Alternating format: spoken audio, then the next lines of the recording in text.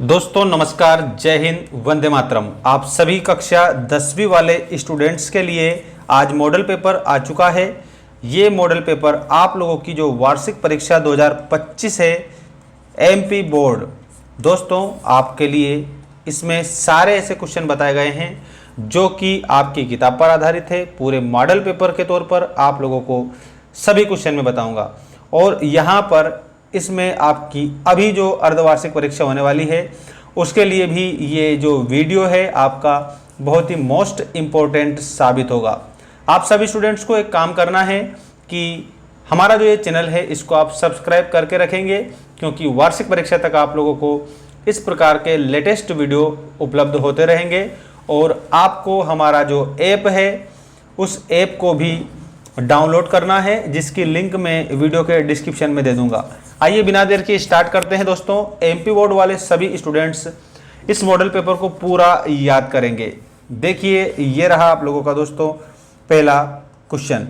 यहाँ पर देखिएगा आप लोगों को सारे क्वेश्चन हल सहित हमारे द्वारा बताए जाएंगे। फर्स्ट क्वेश्चन है आपका, सही विकल्प चुनकर लिखिए। इसमें आप लोगों को पहला प्रश्न का उत्तर याद रखना है। देखिएगा, परशुराम ने किसकी भुजाएं काटी थी? तो हमने पाठ पढ़ा है जिसका नाम है राम लक्ष्मण परशुराम संवाद। ठीक है, इसमें आप लोगों को याद रखना है परशुराम ने भुजाएं काट दी थी सहस्त्र भाव की। सहस भाव भुज छेद निहारा, परशु बिलो की महीप कुमारा, ऐसा उन्होंने कहा था।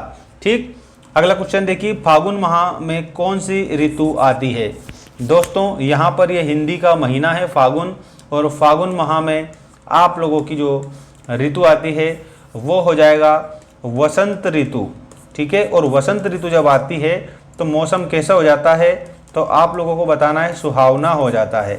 यहाँ पर ऋतु पूछा है तो वसंत आप बताएंगे। इसके बाद देखिएगा, चौपाई में कितनी मात्राएं होती है? सबसे पहले तो एक बात आपको मैं बता देता हूँ कि तुलसीदास जी का नाम सबने सुना है। तुलसीदास जी ने यहाँ पर हमारा जो पाठ है राम लक्ष्मण परशुराम संवाद, ये इन्हीं ने लिखा है। तुलसीदास ने जो रामचरित मानस है, इस रामचरित मानस में ज़्यादा से ज़्यादा चौपाइयाँ जो है उसका प्रयोग किया है। तो चौपाई जो होता है इसमें 16 मात्रा होती है प्यारे बच्चों। चौपाई ऐसा छंद है जिसके प्रत्येक चरण में 16 मात्राएं होती है। तो आप लोगों को उत्तर में क्या बताना रहेगा? 16 बताना होगा। अगला प्रश्न है, बाल गोविंद भगत गाते समय क्या बजाते थे? तो बाल गोविंद भगत कबीर को साहब मानते थे, ठीक, और गाते समय ये खंजड़ी बजाते थे। तो आपका उत्तर में क्या हो जाएगा? खंजड़ी बजाते थे। इसके बाद में ये रहा आपका अगला प्रश्न, दशानन। दशानन में कौन सा समास है? जब हम इसका विग्रह करेंगे तब पता चलेगा। देखिएगा, इसमें बनेगा दस है आनन जिसके, ये तो इसका विग्रह हो जाएगा आनन जिसके। ठीक, अर्थात रावण। यहाँ पर इसमें इसका तीसरा पद प्रधान है, ये वाला। ठीक है, तो इसमें जहाँ तीसरा पद प्रधान होता है वहाँ बहुव्रीहि समास होता है। तो उत्तर में हमें बहुव्रीहि याद रखना है। ठीक, तो दशानन में बहुव्रीहि समास। भारत का स्विट्जरलैंड किसे कहा जाता है? तो इसमें आप लोगों को कटाव बताना है। कटाव को भारत का स्विट्जरलैंड कहा जाता है। अब हम देखेंगे रिक्त स्थानों की पूर्ति कीजिए। सभी बच्चे चैनल को सब्सक्राइब कर लो, क्योंकि हमारे चैनल पर सबसे बेस्ट कंटेंट हम बताते हैं, फालतू की बकवास हम करते नहीं हैं। देखिएगा, प्रयोगवादी कविता के प्रवर्तक हैं। देखो प्यारे बच्चों, प्रयोगवाद के जो जनक हैं वो माने जाते हैं अज्ञेय।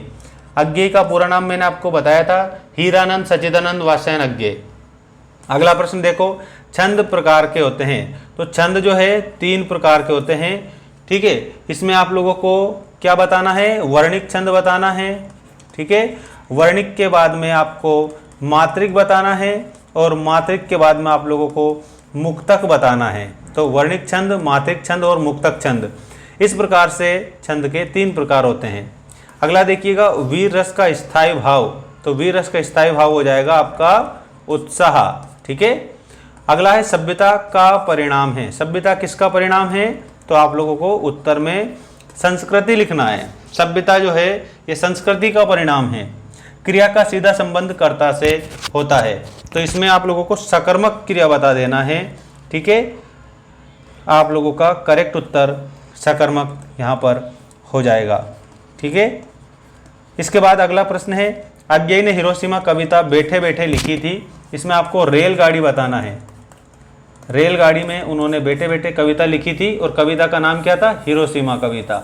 ठीक है, और किसने लिखी थी? अज्ञेय ने लिखी थी। और अज्ञेय जी जो क्या है, ये प्रयोगवादी कविता के जनक हैं। ठीक है, ऐसे आप याद रखना।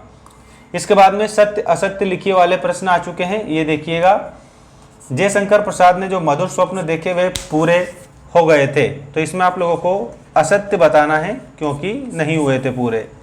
चौपाई में 24 मात्राएं होती है, तो ये गलत है क्योंकि चौपाई में 16 मात्राएं होती है प्रत्येक पंक्ति में।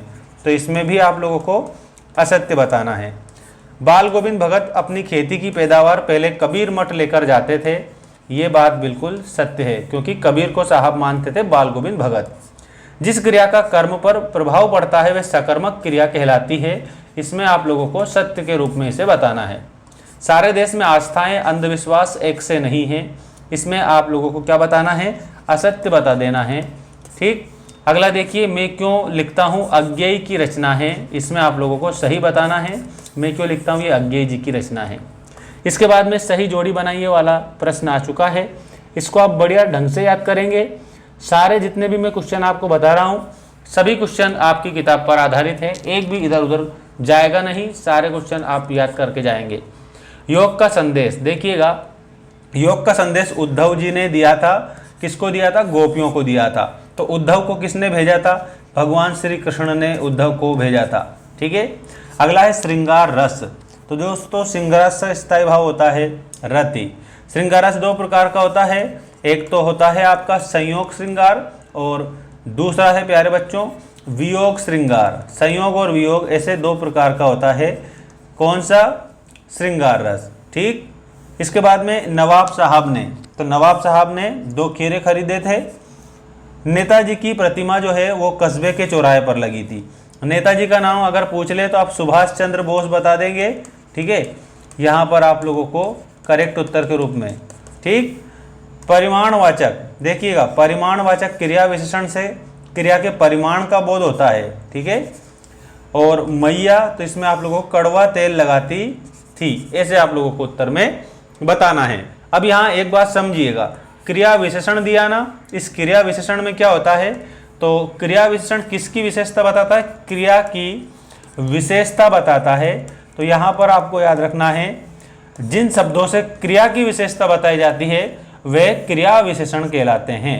ठीक है ना, तो यहाँ पर परिमाणवाचक से परिमाण क्रिया के बोध होता है, ऐसा आप लोगों को उत्तर याद रखना है। इसके बाद में एक शब्द एक वाक्य में उत्तर दीजिए वाला प्रश्न है, शिव धनुष किसने तोड़ा था? तो यहाँ पर शिव धनुष किसने तोड़ा था? भगवान राम ने शिव धनुष तोड़ा था। किस छंद में 24 मात्राएं होती है? तो यहाँ पर आप लोगों को बताना है दोहा छंद में 24 मात्राएं होती है। बाल गोविंद भगत क्या काम करते थे? तो आपको बताना है खेती बाड़ी का काम करते थे बाल गोविंद भगत। जिन शब्दों से करने या होने का बोध होता है वे शब्द क्या कहलाते हैं? तो वे शब्द कहलाते हैं क्रिया। The word which denotes an action or says something about a person, place or thing is called verb. This is called in English. देखिएगा, राम क्या कर रहा है किस प्रकार का वाक्य है? तो इसमें आप लोगों को प्रश्नवाचक वाक्य बता देना है क्योंकि राम क्या कर रहा है इसमें क्वेश्चन मार्क भी लगा है, अर्थात ये वाक्य हमारा प्रश्नवाचक हो जाएगा। अगला प्रश्न है गंतोक का अर्थ। तो गंतोक का अर्थ आप सभी प्यारे बच्चों को बताना है पहाड़। ठीक है, ये आप लोगों का करेक्ट उत्तर हो जाएगा। बाकी आप सभी को एक बात मैं बता देता हूँ, याद रखना आप सभी स्टूडेंट्स को गूगल प्ले स्टोर पर जाकर और जो मैं ये लिख रहा हूँ ऐसे लिखकर मेंस एजुकेशन ऐप को डाउनलोड कर लेना।